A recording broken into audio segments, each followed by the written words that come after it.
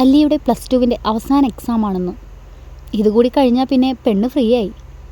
മാധവിന് പിന്നെ കോളേജ് വെക്കേഷനാണിപ്പോൾ. എന്നാലും അല്ലിയെ എക്സാമിന് കൊണ്ടുവന്ന് അവൾ വരുന്നത് വരെ കോളേജ് ഗ്രൗണ്ടിൽ കാത്തിരിക്കുന്നതാണ് ചെക്കൻ്റെ പതിവ്. അന്ന് രാത്രി മുതൽ അവന് പുറകെ നടന്ന് ഉമ്മ ചോദിച്ച് വട്ടാക്കുന്ന പണിയാണ് അവൾക്ക്. ദേഷ്യത്തോടെ എന്തെങ്കിലും പറയാൻ വരുമ്പോൾ പെണ്ണ് ഉമ്മ ചോദിക്കും.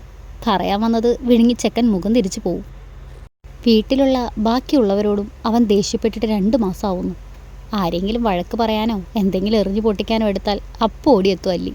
കുറുമ്പോടെ ചിരിച്ചുകൊണ്ട് നിൽക്കുന്നവളെ കാണുമ്പോൾ തന്നെ എടുത്ത സാധനം എടുത്തെടുത്ത് വെച്ച് അനുസരണയോടെ പോകുന്നവനെ ബാക്കിയുള്ളവരെല്ലാം എന്തോ അത്ഭുതം കാണുന്ന പോലെയാണ് നോക്കി നിൽക്കുന്നത്.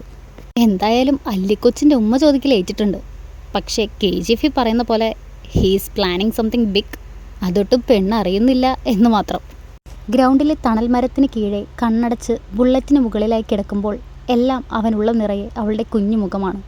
കുറുമ്പ് കാണിക്കുന്നത്, വാശി പിടിക്കുന്നത്, ചിരിക്കുന്നത്, കൊഞ്ചുന്നത് എന്നിങ്ങനെ പെണ്ണിൻ്റെ ഓരോ ഭാവവും മാത്രം. ഒരാളെ ഇത്രമേൽ ഭ്രാന്തമായി പ്രണയിക്കാനാവുമോ എന്ന് ചിന്തിച്ചു പോയവൻ. പ്രണയം കൊണ്ട് ഉള്ളം വിങ്ങി നിറയുമ്പോൾ അത് പ്രകടിപ്പിക്കാൻ കഴിയാതെ വരുന്ന അവസ്ഥ എത്ര ഭീകരമാണെന്ന് ഓരോ നിമിഷവും അനുഭവിച്ചറിയുകയായിരുന്നു മാധവ്. അവൾ കുഞ്ഞാണ് എന്നുള്ള ഒരേയൊരു ചിന്ത ഉള്ളതുകൊണ്ട് മാത്രം അവനുള്ളിൽ അടക്കി നിർത്തിയ പ്രണയം. അതിന് കെട്ടിപ്പൊട്ടിച്ചൊഴുകാൻ 2 ആഴ്ച കൂടി കാത്തിരിക്കണമെന്ന് മാത്രം. എന്താണെന്നല്ലേ, അന്നാണ് നമ്മുടെ അല്ലിക്കൊച്ചിൻ്റെ 18ാം പിറന്നാൾ. ചെക്കൻ ദിവസങ്ങൾ എണ്ണി കാത്തിരിക്കുന്ന ദിവസം. ഇങ്ങനെയൊക്കെ ഒരാൾക്ക് വേണ്ടി ആരെങ്കിലും കാത്തിരിക്കുമോ എന്ന് ചോദിച്ചാൽ എൻ്റെ മാധവ് ഇങ്ങനെയാണ്. ഇപ്പോഴേ പ്രണയം പറഞ്ഞ് അവളത് ആക്സെപ്റ്റ് ചെയ്താലും ഇല്ലെങ്കിലും അവൻ ഇത്തിരി എക്സ്പ്രസീവാണ്. അതിന് 18 വയസ്സ് കഴിയണമെന്നാണ് ചെക്കൻ്റെ ഒരിത്. അല്ലാതെ ചെറിയ കൊച്ചിനെ പിടിച്ച് ഉമ്മ വയ്ക്കാൻ അത്രയും മ്ലേച്ഛനല്ല എൻ്റെ മാധവ്. എക്സാം കഴിഞ്ഞ് ആടി തൂങ്ങി വരുന്നവളെ കണ്ടതും ചുണ്ടിൽ വിരിഞ്ഞ പുഞ്ചിരിയോടെ തന്നെ ബൈക്കിൽ നിന്നും എഴുന്നേറ്റ് നിന്നവൻ. എന്തു പറ്റി, വയ്യേ നിനക്ക്? അടുത്തു വന്ന് നിന്നതേ അവളെ പിടിച്ചുകൊണ്ടാണ് ചോദ്യം. നേർത്തൊരു ചിരിയോടെ അവൻ്റെ തോളിലേക്ക് ചാഞ്ഞു നിന്നു അല്ലി. ഏയ് ഒന്നുമില്ലെന്നേ, എക്സാം കഴിഞ്ഞതിൻ്റെ ഒരു ക്ഷീണം. നമുക്കിത്തിരി നേരം ഇവിടെ ഇരുന്നിട്ട് പോവാൻ ദേവാ. അവൻ്റെ കൈമുട്ടിൽ ചുറ്റിപ്പിടിച്ചുകൊണ്ട് അവൾ പറഞ്ഞതും തലയൊന്ന് കുലുക്കി അവളെയും കൊണ്ട് ഗ്രൗണ്ടിലെ പടികളിലേക്കായി ഇരുന്നവൻ. പരസ്പരം വിരലുകൾ കോർത്തു പിടിച്ചുകൊണ്ട് ഏറെ നേരം മൗനം പാലിച്ചു നിന്നു രണ്ടാളും. പറയാൻ ഒത്തിരി ഉണ്ടായിരുന്നിട്ടും വെറുതെ ഒരു മൗനം, അത്രമേൽ ഭംഗിയുള്ളൊരു മൗനം. ഞാനും ഇനി ഈ കോളേജിലല്ലേ ദേവാ? നിൻ്റെ കൂടെയല്ലേ? ഇങ്ങനെയൊന്നും എൻ്റെ കൂടെ ഉണ്ടാവുമോ നീ? ദേ ആ ചേട്ടനെ കാണാൻ നല്ല രസമുണ്ടല്ലേ? വാ.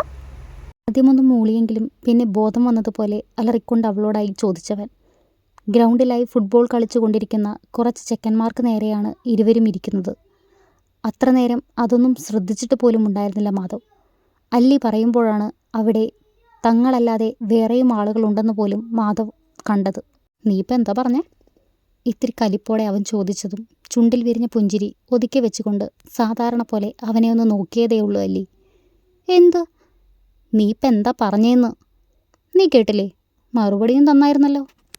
സാരം പോലവൾ പറഞ്ഞു നിർത്തിയതും മുഖം വീർപ്പിച്ചുകൊണ്ടവൻ ഇരുന്നിടത്ത് നിന്നും എഴുന്നേറ്റു. അതേ, ഇത്ര പെട്ടെന്ന് പോവുകയാണോ ദേവാ?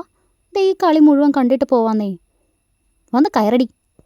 ചെക്കൻ ബുള്ളറ്റിൽ കയറിയിരുന്നു കൊണ്ട് അലറിയതെ അല്ലിയും പേടിച്ചുകൊണ്ട് അവന് പുറകെ കയറിയിരുന്നു. കാലൻ. ചുണ്ടിനടിയിൽ ഇട്ടുകൊണ്ടവൾ പിറുപിറുത്തതും വണ്ടിയുടെ സ്പീഡൊന്ന് കൂട്ടിക്കൊണ്ടായിരുന്നു അവൻ്റെ പ്രതികരണം. വിറയലോടെ മിഴികൾ ഇറുകെ അടച്ചുകൊണ്ട് അവനെ വയറ്റിലൂടെ ചുറ്റിപ്പിടിച്ചിരുന്നവൾ. എന്നിട്ടും അല്പം പോലും അയവ് മാധവിൻ്റെ മുഖത്ത് വന്നില്ല. തറവാട്ടിലെത്തിയതും പെണ്ണിനെ ഒന്ന് നോക്കുക പോലും ചെയ്യാതെ അകത്തേക്ക് കയറിപ്പോയവൻ. കളി കാര്യമായി പോയെന്ന് അല്ലിക്ക് മനസ്സിലായി. ഒത്തിരി സങ്കടം വന്നു പോയവൾക്ക്. വാടിപ്പോയ മുഖവുമായി കയറി വരുന്നവളെയും അതിനു മുൻപ് ചാടിത്തുള്ളിപ്പോയവനെയും കണ്ടതേ രണ്ട് തമ്മിൽ വഴക്കിട്ട് പിണങ്ങിയതാണെന്ന് എല്ലാവർക്കും മനസ്സിലായി. പക്ഷേ ആരും ഒന്നും ചോദിക്കാനോ പറയാനോ നിന്നില്ല എന്ന് മാത്രം. അവർക്കിടയിൽ വക്കാലത്ത് പറയാൻ ചെന്നാൽ വാദിയെ പ്രതിയാക്കും രണ്ടും. അനുഭവം ഏറെ ഉള്ളവരാണേ. ഓടിപ്പോയൊന്ന് കുളിച്ച് ഫ്രഷായി ഒരു ധാവണിയും എടുത്തു ചുറ്റി നേരെ അവൻ്റെ റൂമിലേക്ക് ഓടിച്ചെന്നവൾ.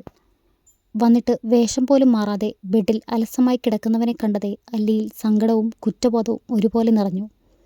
അവൻ ഇഷ്ടമല്ല എന്നറിഞ്ഞിട്ടും വാശി പിടിപ്പിക്കാനായി അങ്ങനെ പറഞ്ഞത് തെറ്റായിപ്പോയെന്ന് തോന്നി. ദേവാ. അല്ലി വിളിച്ചുകൊണ്ട് ബെഡിലേക്ക് ഇരുന്നതും അത് കേൾക്കാത്തതുപോലെ അവൻ എഴുന്നേറ്റ് പോകാൻ തുടങ്ങി. അടുത്ത നിമിഷം ആ കയ്യിൽ അല്ലി പിടുത്തമിട്ടു. കൈവിട് പ്രകൃതി. കടുപ്പത്തിൽ പറഞ്ഞതും കണ്ണ് നിറച്ചൊന്ന് നോക്കിയവൾ. എന്തോ ആ നോട്ടം കാണാനാവാത്തതുപോലെ മുഖം തിരിച്ചു കളഞ്ഞതേയുള്ളൂ മാധവ്. അല്ലിയുടെ സങ്കടം ഒന്നേറിപ്പോയി.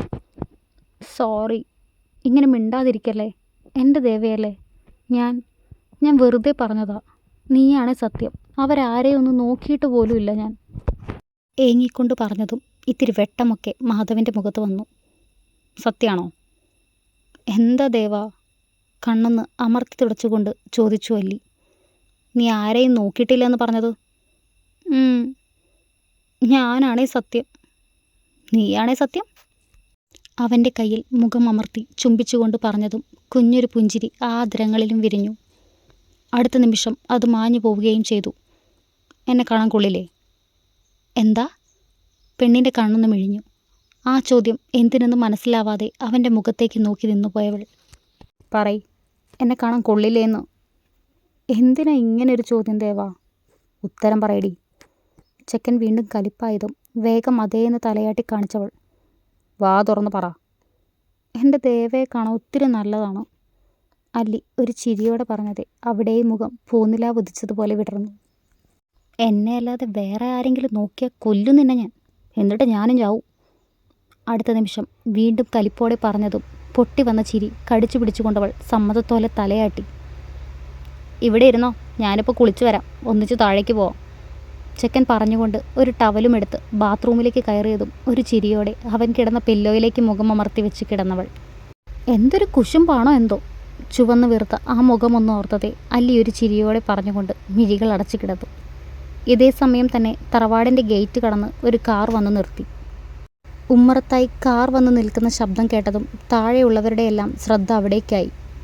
ആരാ വന്നതെന്നറിയാൻ ഓരോരുത്തരായി പുറത്തേക്ക് വന്ന് നോക്കി.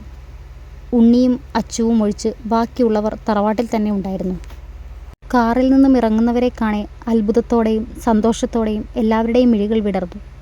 മഹിയച്ഛനും മുത്തശ്ശിയും കണ്ണുകൾ നിറച്ചുകൊണ്ട് മുറ്റത്തേക്ക് ഇറങ്ങിച്ചെന്നു. ഏട്ടാ. കാറിൽ നിന്നും ഇറങ്ങിയ സ്ത്രീ മഹിയച്ഛനെ കണ്ടതെ വിളിച്ചുകൊണ്ട് മഹിയച്ഛൻ്റെ നെഞ്ചോരം ചാഞ്ഞു. അച്ഛനും ഒരു ചിരിയോടെ അവരെ ചേർത്ത് പിടിച്ചു. എന്നോട് പൊറുക്കണം.